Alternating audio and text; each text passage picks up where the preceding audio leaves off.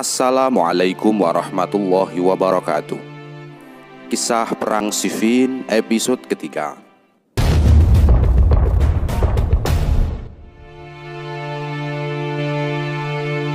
Ketika perang besar berkecamuk antara pasukan Ali dan pasukan Muawiyah selama berbulan-bulan, akhirnya mereka semua sepakat mengadakan tahkim atau perdamaian di bawah Al-Quran.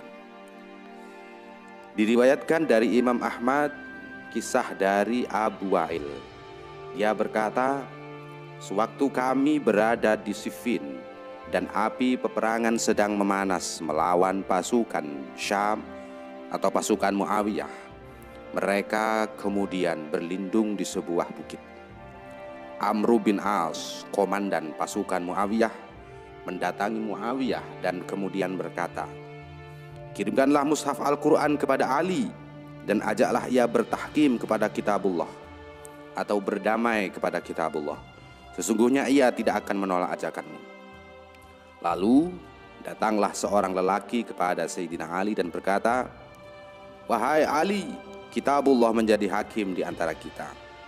Mereka bersandar di dalam firman Allah, alam tara ilal ladzina utu nasiban minal kitabi yud'auna ila kitabillahi liyahkuma bainahum thumma yatawalla fariqum minhum wa hum mu'ridun. Tidakkah kamu memperhatikan orang-orang yang diberi bahagian, yaitu Alkitab Taurat? Mereka diseru kepada kitab Allah supaya kitab itu menetapkan hukum di antara mereka. Kemudian sebagian dari mereka berpaling dan mereka selalu membelakangi kebenaran. Ali Imran ayat 23. Sayyidina Ali berkata, benar, aku lebih berhak untuk itu. Kitabullah menjadi hakim di antara kita. Lalu kemudian datanglah kaum Khawarij. Pada waktu itu kata yang menceritakan masih menyebut mereka dengan qurra, orang yang ahli di dalam membaca Al-Quran.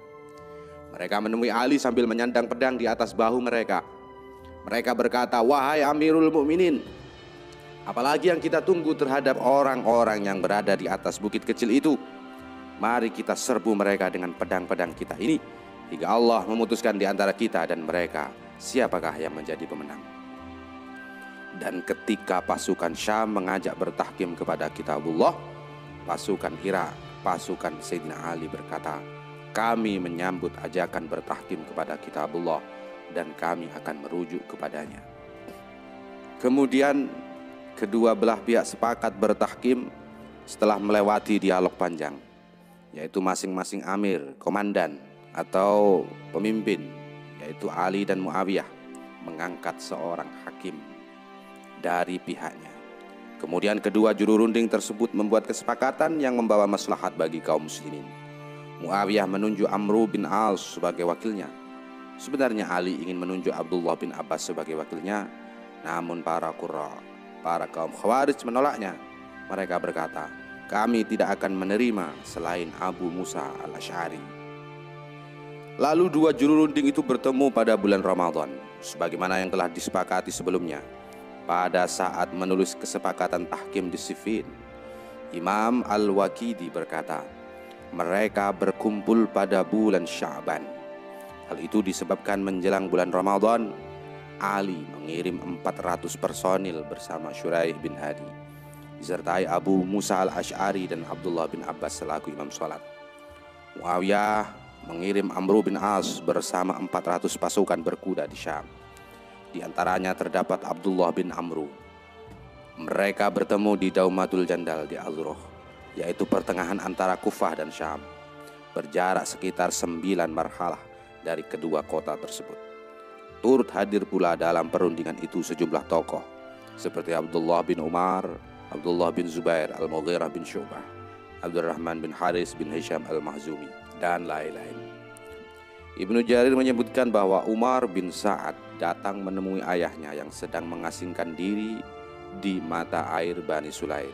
Putranya itu berkata, ini putranya Sa'ad bin Abi Waqqas, bernama Umar bin Sa'ad bin Abi Waqqas, wahai ayahanda, tentu sudah sampai kepadamu berita tentang peperangan yang terjadi di Siffin. Orang-orang mengangkat Abu Musa al-Asy'ari dan Amr bin As sebagai juru runding. Beberapa tokoh Quraisy juga ikut hadir dalam perundingan itu. Maka hadirlah engkau bersama mereka. Engkau adalah salah seorang sahabat Rasulullah SAW dan salah seorang anggota Majelis Syuro. Engkau belum pernah terlibat perkara yang dibenci kaum muslimin. Hadirilah perundingan itu. Sesungguhnya engkau adalah orang yang paling berhak memegang jabatan khalifah. Sa'ad bin Abi Waqqas lalu berkata, aku tidak akan menghadirinya. Sesungguhnya aku mendengar Rasulullah SAW bersabda, innahu satakunu fitnah khairun nasi fihal khafiyyut taqiyyu. Sesungguhnya akan terjadi fitnah, sebaik-baik manusia pada saat itu adalah yang tersembunyi lagi bertakwa. Demi Allah, aku tidak akan mau terlibat dalam urusan seperti itu selama-lamanya. Umar bin Sa'ad bin Abi Waqqas, putranya Sa'ad bin Abi Waqqas ini adalah seorang yang menyukai dunia dan jabatan. Begitulah kebiasaannya. Hingga dialah pemimpin pasukan yang membunuh Al-Husain bin Ali nantinya. Sekiranya dia qanaah, wirai, khusyuk seperti yang dilakukan ayahnya, niscaya semua itu tidak akan menimpa dirinya. Maksudnya adalah Sa'ad bin Abi Waqqas ini tidak menghadiri tahkim atau perdamaian dan tidak ingin menghadirinya. Biarkanlah urusan mereka. Namun yang menghadiri tahkim perdamaian adalah orang-orang yang kami sebutkan barusan. Ketika dua juru runding bertemu, keduanya sepakat mewujudkan maslahat bagi kaum muslimin setelah melihat dan meneliti persoalan. Kemudian keduanya sepakat mencopot Ali dan Muawiyah. Kemudian lalu menyerahkan masalah ini kepada kaum muslimin untuk memilih amir yang paling cocok buat mereka, salah satu dari keduanya atau dari yang lainnya. Abu Musa al-Ash'ari mengisyaratkan agar mengangkat Abdullah bin Umar bin Khattab. Amru bin As berkata kepadanya, angkat saja anakku Abdullah bin Amr bin As yang setara ilmu, amal dan kezuhudannya. Abu Musa menjawab, engkau telah melibatkan anakmu itu ke dalam fitnah bersamamu, walaupun sebenarnya ia adalah seorang yang jujur. Lalu kemudian orang-orang berpencar ke daerah masing-masing pasca peperangan Siffin. Muawiyah kembali ke Damaskus, sementara Ali kembali ke Kufah. Ketika Ali memasuki Kufah, beliau mendengar seorang lelaki berkata, itu ada Ali pergi lalu kembali tanpa membawa apa-apa. Ali kemudian berkata, orang-orang yang kita tinggalkan, yakni penduduk Syam, penduduk Muawiyah, lebih baik daripada mereka. Kemudian beliau berlalu dan terus berzikir mengingat Allah hingga masuk ke dalam istana khalifah di Kufah. Sewaktu mendekati kota Kufah, sekitar 12.000 anggota pasukannya memisahkan diri. Merekalah cikal bakal Khawarij. Mereka tidak mau tinggal bersama Ali di Kufah. Mereka bermukim di satu tempat bernama Harura. Mereka mengingkari beberapa perkara atas Ali yang menganggap Ali telah melakukannya. Ali kemudian mengirim Abdullah bin Abbas radhiyallahu ta'ala anhuma kepada mereka untuk berdialog. Banyak dari mereka kembali ke jalan yang benar dan sisanya pada pendirian mereka. Disebutkan bahwa Ali pergi menemui mereka, para kaum Khawarij. Khawarij itu artinya keluar dari barisan Ali maupun Muawiyah. Orang-orang ini mengkafirkan keduanya.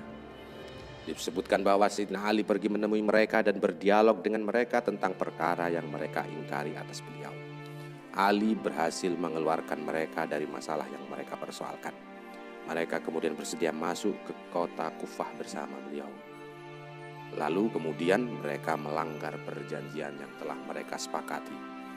Mereka menggalang persatuan dan kesepakatan di antara mereka untuk kayaknya menegakkan amar ma'ruf nahi munkar dan untuk menegakkan kebenaran di tengah manusia menurut anggapan mereka.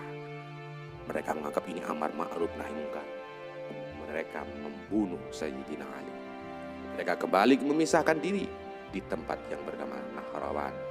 Disitulah Sayyidina Ali memerangi mereka. Para sahabatku, demikianlah kisah ini. Semoga menjadi kisah yang bisa diambil renungan bahwa perdamaian itu lebih indah daripada perpecahan. Wallahu a'lam bishawab. Wassalamualaikum warahmatullahi wabarakatuh.